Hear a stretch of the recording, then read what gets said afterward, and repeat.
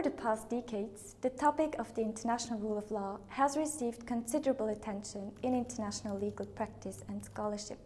Most prominently, in 2005, the UN member states recognized the rule of law as one of the organization's core values and principles, as well as the need for universal adherence to and implementation of the rule of law at both the national and international levels.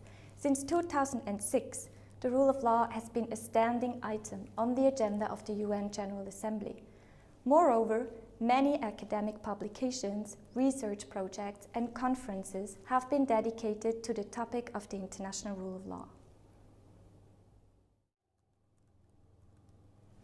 Yet, despite the great interest in and the multiplicity of works on the international rule of law, the theoretical questions of the general possibility and desirability of the international rule of law remain underexplored.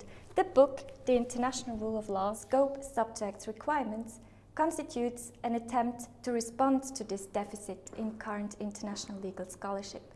It examines in an in-depth manner whether, and if so how, and to what degree, contemporary international law can and should conform to and develop the moral legal principle of the rule of law.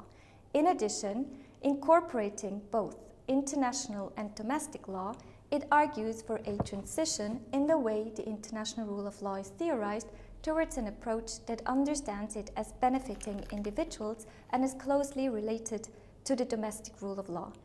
This approach assumes that international law and institutions, including states, exist for the sake of human beings.